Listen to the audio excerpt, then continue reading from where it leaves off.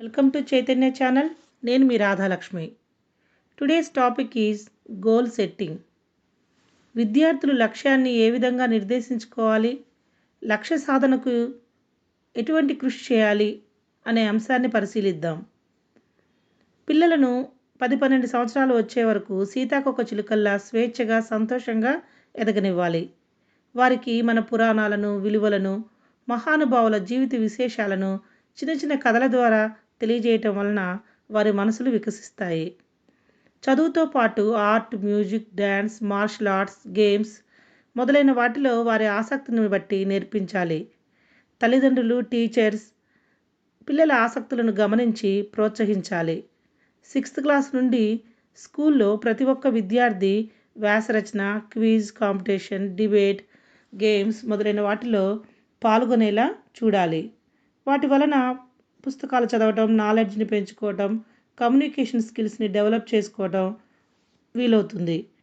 విద్యార్థులు వారి గురించి స్పష్టమైన అవగాహన, ఆత్మవిశ్వాసం ఏర్పడతాయి. 8th నుండి 10th క్లాస్కి వచ్చేసరికి వారి లక్ష్యాన్ని నిర్దేశించుకుంటే దానికి అవసరమైన నాలెడ్జ్ని, నైపుణ్యాలను పెంపొందించుకునే అవకాశం ఉంటుంది. గోలును అచీవ్ అయ్యే విధంగా కృషి చేస్తారు. విద్యార్థులకు గోల్ సెట్టింగ్ విషయంలో పేరెంట్స్, టీచర్స్, ఎక్స్పర్ట్స్ హెల్ప్ చేయాల్సి ఉంది. Life is a wonderful journey. ఈ అద్భుత జీవన ప్రయాణానికి ఒక గమ్యం అంటూ ఉండాలి. మనం ఇప్పుడు doctor Srikanth Krishnamacharya goal setting, goal achievement విషయంలో తన ఎడ్యుకేషనల్ జర్నీ గురించి, తన అచీవ్మెంట్ గురించి తన మాటల్లోనే విందాం. హలో ఫ్రెండ్స్, ఇవాళ గోల్ సెట్టింగ్ టాపిక్ మీద మాట్లాడదాము. నాకు ఈ అవకాశం ఇచ్చినందుకు చాలా థ్యాంక్స్. నేను నాకు కొన్ని ఎక్స్పీరియన్సెస్ షేర్ చేస్తాను. ఎందుకంటే నేను చాలా మటుకు విషయాలు నేర్చుకున్నాను నా ఎక్స్పీరియన్స్ నుంచే. Experience is teacher of all the things అంటారు. సో నేను నాకు కొన్ని ఎక్స్పీరియన్స్ షేర్ చేస్తాను. దాని నుంచి ఒపీనియన్స్ కానీ, దాని నుంచి చిన్న టిడ్బిట్స్ కానీ, టిప్స్ కానీ మీకు వస్తాయి. సో నేను బీటెక్ జాయిన్ అవ్వకముందు ఐఐటికి అటెంప్ట్ చేశాను. కానీ ఐఐటి రాలేదు నాకు. కానీ ఐఐటి రాలేదు అని చెప్పేసి నేను ఏమీ దిగాలు పడిపోలేదు. కాకపోతే ఏంటంటే అదొక చిన్న నిస్పృహ ఉంది, నిరాశ ఉంది. సో బట్ స్టిల్ మనం ముందుకు వెళ్ళాలి. సో నేను బీటెక్ జాయిన్ అయ్యి కెమికల్ ఇంజనీరింగ్ జాయిన్ అయ్యాను బీవీ బీవీఆర్ఐటి అంటారు. సో అక్కడ నాకు ఐఐటిలో నేర్చుకున్న కాన్సెప్ట్స్ కానీ, బేసిక్స్ కానీ చాలా హెల్ప్ చేశాయి. ఎందుకంటే ఫస్ట్ ఇయర్లో ఆల్మోస్ట్ చాలా సిమిలర్ సబ్జెక్ట్స్ ఉంటాయి. సో బేసిక్స్ డెప్త్లో ఏవైతే ఉన్నాయో నాకు చాలా క్లియర్గా అర్థమయ్యేవి. సో ఈజీగా రాణించగలిగాను. కానీ సెకండ్ ఇయర్కి వచ్చేసరికి పరిస్థితులు కొంచెం డిఫరెంట్గా ఉంటాయి. బికాస్ కోర్ సబ్జెక్ట్స్ మనం నేర్చుకోవాల్సి వస్తుంది. ఏ ఇంజనీరింగ్ స్ట్రీమ్లో అయినా కానీ, ఏ సైన్సెస్ స్ట్రీమ్లో అయినా కానీ, ఏ ఆర్ట్స్ స్ట్రీమ్లో అయినా కానీ ఫస్ట్ ఇయర్ కన్నా సెకండ్ ఇయర్ కొంచెం టఫ్ అవుతుంది. బికాస్ కోర్ అనేది అప్పుడే మొదలవుతుంది. మీరు ఎప్పుడు విననివి, ఎప్పుడు అనుకోనివి, ఎప్పుడు ఊహించలేనివన్నీ సబ్జెక్ట్స్ అన్ని అప్పటి నుంచి మొదలవుతాయి. సో ఆ టైం నుంచి మనం చాలా స్ట్రాంగ్ మైండ్ సెట్తో ఉండాలి. ఎందుకు అంటే ఇక్కడే మనకి ఫస్ట్ ఇయర్ కన్నా 2 times కానీ 3 times కానీ ఎక్కువ ఎఫర్ట్ పెట్టాల్సి వస్తుంది. సో నా రికమెండేషన్ ఏంటంటే మీరు ఖచ్చితంగా మీ సీనియర్స్ హెల్ప్ తీసుకోండి. సీనియర్స్ హెల్ప్ చాలా అవసరం. ప్లస్ మీ ప్రొఫెసర్స్ హెల్ప్ తీసుకోండి. ఈ టైంలో మీ ప్రొఫెసర్స్ హెల్ప్ చాలా ఇంపార్టెంట్. మీకు ఈ ప్రొఫెసర్తో మాట్లాడాలి, ఈ ప్రొఫెసర్తో చేయాలని పెట్టుకోవద్దు. ఈగో ఫీలింగ్ పెట్టుకోకండి. ఖచ్చితంగా హెల్ప్ తీసుకోండి. ఇక్కడ హెల్ప్ అవసరం అని చెప్పి డిసైడ్ అయ్యి తీసుకోండి. అయితే నాకు డిఫరెంట్ ఒపీనియన్ ఏంటి అంటే ఇలాంటి టైంలో మీరు ఏ లెవెల్లో ప్రిపేర్ అయ్యారు ఇలాంటి టఫ్ సబ్జెక్ట్స్ని డీల్ చేయడానికి కానీ, లేదంటే కొన్ని కోర్ సబ్జెక్ట్స్ ఎలా ఉంటాయంటే అసలు మనకి సంబంధం లేని ఎకనామిక్స్ వస్తుంది సడన్గా ఇంజనీరింగ్లో, సంబంధం లేని డిజైన్ వస్తుంది, సంబంధం లేని ఒక డిఫరెంట్ లెవెల్ కాన్సెప్ట్ వస్తుంది. సో దాన్ని అర్థం చేసుకోవాలంటే దాన్ని 3 levelsలో 4 levelsలో మనకి ప్రొఫెసర్ చెప్తాడు కానీ అర్థం కాదు. సో దాన్ని ఎలా డీల్ చేయాలి అంటే ప్రాక్టీస్ చేయాలి. స్కిల్ మనం తెచ్చుకోవాలి. ఎలాగా స్కిల్ తెచ్చుకోవాలంటే once you try it out for 10 times, ఒక 10 సార్లు దాన్ని అటెంప్ట్ చేస్తే 11వ మీకే మెలకు వస్తుంది. అచ్చా ఈ ప్రాబ్లం ఎందుకు చేయాలా, ఇలా సాల్వ్ చేయాలని. బట్ ఆ అటెంప్ట్ అనేది మీరు చేయలేకపోతే ఎగ్జామ్లో ఖచ్చితంగా దాన్ని అటెంప్ట్ చేయలేరు. కాబట్టి యువర్ అటెంప్ట్స్, మీ ఏదైతే ట్రైనింగ్ ఉందో, మీ స్కిల్ ఏదైతే ఉందో అవన్నీ రూపం దాల్చుకునే ఎప్పుడు అంటే when ever you give your best shot ఎప్పుడు ఇవ్వగలరు అంటే 100% దానికి మీరు ఎఫర్ట్స్ పెడతాయి. సో సైకలాజికల్గా మీరు ప్రిపేర్ అవ్వాలి, ఇది నేను డీల్ చేయగలను అని. అప్పుడే మీరు దాన్ని అటెంప్ట్ చేయగలరు. సో చిన్న ఎగ్జాంపుల్ తీసుకుందాం. క్రికెట్లో ఇప్పుడు కరెంట్గా ప్రస్తుతానికి బెస్ట్ బ్యాట్స్మెన్ ఎవరు అంటే విరాట్ కోహ్లీ ర్యాంకింగ్స్ ప్రకారం. బట్ విరాట్ ఎందుకు తను బెస్ట్ బ్యాట్స్మెన్ అయ్యారు? తను ప్రతి బాల్కి 6 కొడతారనా? కాదే. తన ప్రిపరేషన్ ఏదైతే ఉందో, తన ప్రాక్టీస్ ఏదైతే ఉందో, తను మెంటల్గా చాలా స్ట్రాంగ్గా ప్రిపేర్ అవుతారు. తను ఫిజికల్గా చాలా స్ట్రాంగ్. తన స్టేట్మెంట్స్లో తెలుస్తుంటుంది మెంటల్గా చాలా స్ట్రాంగ్ అని. తను ఎవరైనా కానీ అఫెన్సివ్గా మాట్లాడినా కానీ తను తీసుకోరు. సో ఇవన్నీ తనకి ఒక ప్రాక్టీస్ నుంచి, లేదంటే తను ట్రైన్ చేసుకున్న దాని సెషన్స్ నుంచి తనకి ఇవన్నీ వస్తాయి. ఒక రోజులో తను బెస్ట్ బ్యాట్స్మెన్ అయిపోలేదు. It took him like 5 years. So చాలామంది నుంచి ఒపీనియన్ తీసుకుంటారు, చాలా సలహాలు తీసుకుంటారు, కొంతమంది పక్కన పెడతారు, తనకి ఏవైతే సూటబుల్ అవే తీసుకుంటారు. సో ఇలాగా he knows what to do. అందుకని ఎలాంటి బౌలింగ్ వేసినా కానీ హీ కెన్ ట్యాకిల్. సో ఇది ఒక చిన్న ఎగ్జాంపుల్. దీని నుంచి మనం చాలా తీసుకోవచ్చు. అయితే ఇలాగే మీరు కూడా ఏ సబ్జెక్ట్ అయినా కానీ, ఏ ఫీల్డ్ అయినా కానీ, ఎలాంటి కెరీర్ అయినా కానీ సైకలాజికల్గా ఫస్ట్ ప్రిపేర్ అవ్వండి. ఇది మీరు సూటబుల్లా కాదా, దీనికి మీకు స్కిల్ ఉందా లేదా, అది డిసైడ్ అయితే you can score anywhere, you can do well anywhere. అయితే ఐఐటీలో నాకు ఫ్రెండ్స్ ఉండేవాళ్ళు కొంతమంది. నేను ఐఐటీ ప్రిపరేషన్ చేస్తున్నప్పుడు నాకు ఫ్రెండ్స్ అయ్యారు, వాళ్ళు ఐఐటీస్కి వెళ్ళారు.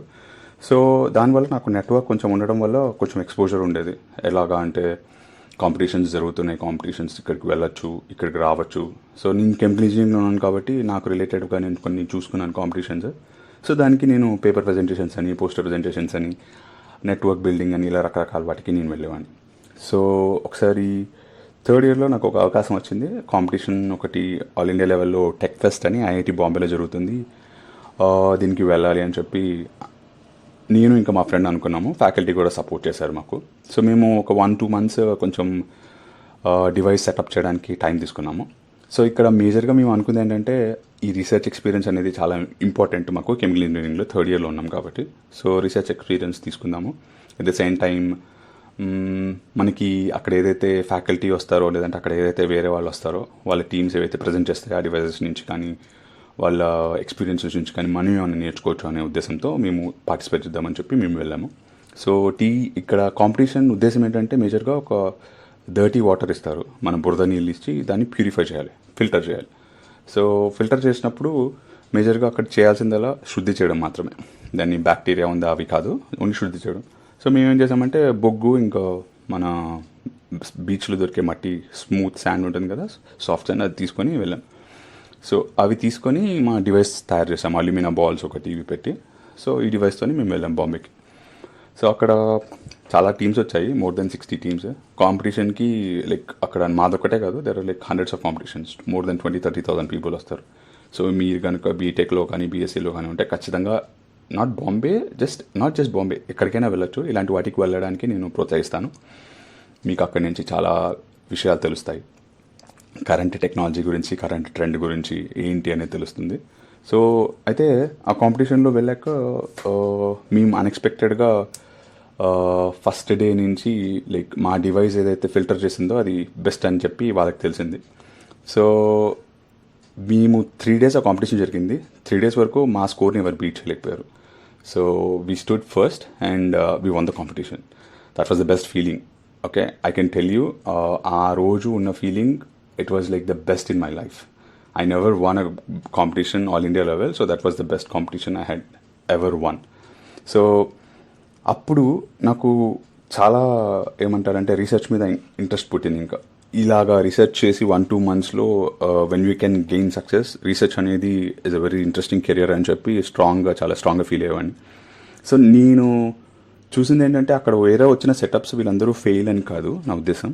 అక్కడ వాళ్ళు వచ్చిన వాళ్ళు కూడా చాలా బాగా చేశారు, సెటప్స్ చాలా బాగున్నాయి, ఇంకా డిఫరెంట్ లెవెల్లో చేశారు. మేము చేసింది చాలా చిన్న లెవెల్ సెటప్, మాకు అంత బడ్జెట్ లేదు. బట్ వాళ్ళు చాలామంది చాలా డిజైన్కి కూడా వాళ్ళకి కొంతమందికి ప్రైజ్ ఇచ్చారు. సో ఆ డిజైన్ కూడా చాలా నచ్చింది యాక్చువల్గా ఫ్యాకల్టీకి, కొంతమందికి అక్కడ.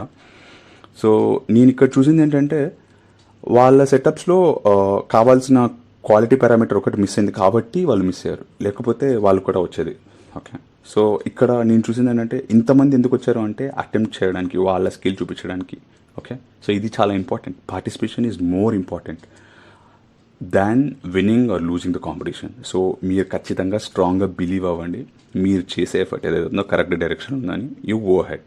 ఓకే, సో ఇక్కడ నా గోల్ ఏంటి అంటే కాంపిటీషన్ విన్ అవ్వడం కాదు, నేను పార్టిసిపేట్ చేయాలి, నాకు అక్కడ ఉన్న విషయాలు తెలుసుకోవాలనేది నా గోల్. సో నేను నిలుచుకున్నాను, నేను గెలుచుకున్నాను కూడా. అది బై ప్రోడక్ట్ నాకు గెలుచుకోవడం అనేది. అండ్ అప్పటి నుంచి నాకు రీసెర్చ్ అనేది ఇంకా ఎక్కువ ఇంట్రెస్ట్ పెరిగింది. సో నా బీటెక్ అయిపోయాక ఇంకా మాస్టర్స్ చేయాలని నేను చాలా స్ట్రాంగ్గా డిసైడ్ అయ్యాను. రీసెర్చ్ నా కెరియర్ అవ్వాలని, ఇంకా జాబ్ ఏది అవుద్ది అనుకోకుండా ఖచ్చితంగా రీసెర్చ్ వైపు వెళ్ళాను. సో బిట్స్ పిలానీలో నేను మాస్టర్స్ చేశాను. అక్కడ కూడా రీసెర్చ్కి చాలా ఎంకరేజ్ చేశారు మా ప్రొఫెసర్స్. ఆ తర్వాత పిహెచ్డి అవకాశం వచ్చింది, ఐఐటి బాంబేలో జాయిన్ అయ్యాను. ఐఐటి బాంబేలో కూడా చాలా స్ట్రాంగ్గా మా ప్రొఫెసర్ నాకు రీసెర్చ్ పరంగా చూపించేవాళ్ళు, ఇలా చేయాలి అని చెప్పేసి. సో అక్కడ నెట్వర్క్ ఇంకా కొంచెం పెద్దదైంది. బికాజ్ నేను ఒక టాపిక్ కాకుండా నాతో పాటు ఎవరైతే ఉన్నారో పిహెచ్డీలో అందరూ రీసెర్చ్ చేస్తారు. Unlike BTech or unlike masters అక్కడ తక్కువ మంది చేస్తారు రీసెర్చ్. బికాజ్ చాలామందికి కోర్ స్ట్రీమ్ జాబ్స్ చూసుకోవడానికి అవకాశం ఉంటుంది. సో అందుకని వాళ్ళు జాబ్స్కి చూసుకుంటారు. బట్ పిహెచ్డీలో కోర్ రీసెర్చ్ ఉంటుంది కాబట్టి రీసెర్చ్కి ఎక్కువ మొగ్గు చూపుతారు. సో దానివల్ల నెట్వర్క్ ఐడియాస్ కానీ చాలా డిఫరెంట్ లెవెల్లో అందుతాయి మీకు. సో అక్కడి నుంచి నాకు యూనివర్సిటీ కాలేజ్ ఆఫ్ లండన్కి రీసెర్చ్ జాబ్ రావడానికి అవకాశం వచ్చింది. సో యూసీఎల్ లండన్లో నేను జాబ్ చేశాను. సో ఇది నా రీసెర్చ్ కెరియర్ ఏదైతే ఉందో, రీసెర్చ్ అని డిసైడ్ అయింది నేను బీటెక్లో. బీటెక్ కన్నా ముందు కూడా నాకు రీసెర్చ్ అనేది అవగాహన ఉంది, కానీ ఒక ఎక్స్పీరియన్స్ లేదు. But once I one this third year నా కాంపిటీషన్ ఏదైతే ఉందో బీటెక్ కాంపిటీషన్, అప్పటి నుంచి నాకు స్ట్రాంగ్గా తెలిసింది రీసెర్చ్ అంటే ఏంటి అనేది. So until you get your hands dirty, మీరు మీ అంతటా మీరు ప్రయత్నం చేసి అందులో మీరు విఫలమైనా పర్వాలేదు, అందులో మీరు సక్సెస్ వచ్చినా పర్వాలేదు, ఖచ్చితంగా మీరు అది ట్రై చేయండి, అటెంప్ట్ చేయండి. అటెంప్ట్ చేశాక కానీ మీకు తెలియదు అందులో మీరు రాణించగలరా లేదా అనేది. సో ఫస్ట్ గివెన్ మీకు కూడా మీ కెరీర్లో చాలా అవకాశాలు వస్తాయి, చాలా అనుకోని అవాంతరాలు వస్తాయి. వాటిలో మీ కెరీర్ని ఒక డైరెక్షన్ సెట్ చేసుకోవడానికి కొన్ని వస్తాయి. అవి ఏంటి అవి చూసుకొని నిర్ధారించుకోవాల్సింది మీరే. అయితే మీరు చాలా స్ట్రాంగ్గా బిలీవ్ అయితే ఇది నాకు ఇంట్రెస్ట్ ఉంది, సో ఇందులో నేను కెరీర్ చూసుకుంటాను అని, ఖచ్చితంగా దాన్ని మీరు ఫాలోఅప్ చేయాలి. ఫాలోఅప్ చేసి దాంట్లో మంచి చెడులు చూసుకోవాలి. అటెంప్ట్ చేయక ఫెయిల్ అయినా పర్వాలేదు, మీ 100% ఎఫర్ట్స్ ఉంటే మాత్రం మీరు ఖచ్చితంగా మీ ఎఫర్ట్స్కి సాటిస్ఫై అయితే మీరు ఫెయిల్ అయిన ఫీలింగ్ మీరు పక్కన పెట్టి ఇంకొకసారి అటెంప్ట్ చేయొచ్చు. కానీ మీరు ఎఫర్ట్స్ 100% ఇవ్వకుండా ఫెయిల్ అయ్యారని ఫీల్ అయితే మాత్రం అది తప్పు. ఆరాటంలో తొందరలో పడి నాకు ఈ కెరీర్ ఇష్టమనో, లేదంటే నాకు ఎవరైతే తెలుసో వాళ్ళందరూ ఈ కెరీర్ చేస్తున్నారు, so let's go for this, software engineer చేద్దాము, లేదా మా ఫ్రెండ్స్ అందరూ వెళ్ళి మెకానికల్ ఇంజనీరింగ్ చేస్తున్నారు, సో నేను మెకానికల్ ఇంజనీర్ అవుతాను, అలా అని కెరీర్ డిసైడ్ చేసుకోకండి. మీరు చూసుకోవాలి స్కిల్స్ ఏంటి, మీ నాలెడ్జ్ ఏంటి, మీ ఎడ్యుకేషన్ బ్యాక్గ్రౌండ్ ఏంటి, మీకు ఎందులో మీరు రాణించగలరు, మేనేజ్మెంట్ సైడా, ఇంజనీరింగ్ సైడా, డాక్టర్ సైడా. మీరు బేసికల్గా మీ స్కిల్స్, ఇంట్రెస్ట్ అనేవి రెండు ఒక లిస్ట్ రాసుకొని మీరు తయారైతే మీకు ఒక అవగాహన వస్తుంది.